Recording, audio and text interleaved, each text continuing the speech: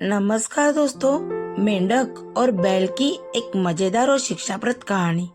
बहुत पुरानी बात है। किसी घने जंगल में एक तालाब था जिसमें ढेर सारे मेंढक रहते थे।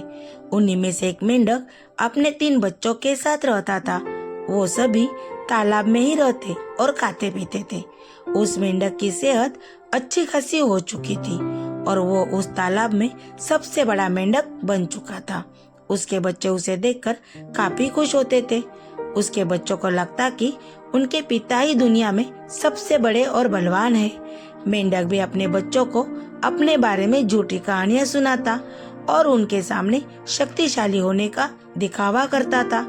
उस मेंढक को अपने शारीरिक कदकाठी पर बहुत घमंड था। ऐसे एक दिन बीतत गए। एक दिन मेंढक के बच्चे खेलते खेलते तालाब से बाहर चले गए। वो पासी के गांव पहुंचे। वहां उन्होंने एक बैल को देखा और उसे देखते ही उनकी आंखें खुली की खुली रह गई।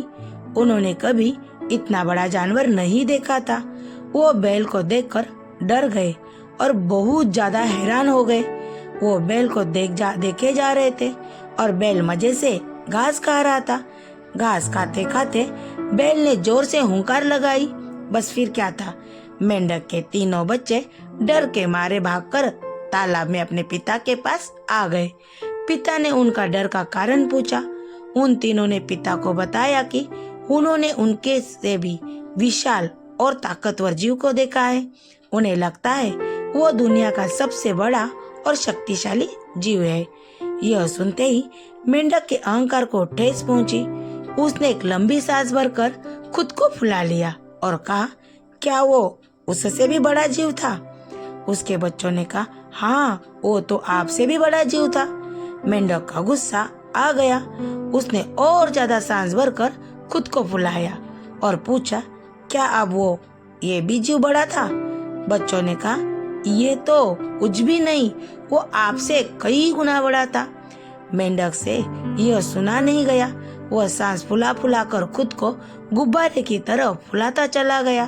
फिर एक वक्त आया जब उसका शरीर पूरी तरह फूल गया और वह फट गया और अहंकार के चक्कर में अपनी जान से हाथ धो बैठा। कहानी से सीख, कभी भी किसी बात का घमंड नहीं करना चाहिए। घमंड करने से खुद का ही नुकसान होता है। Thank you. ये कहानी आपको कैसी लगी कमेंट बॉक्स में कमेंट करके बताइए।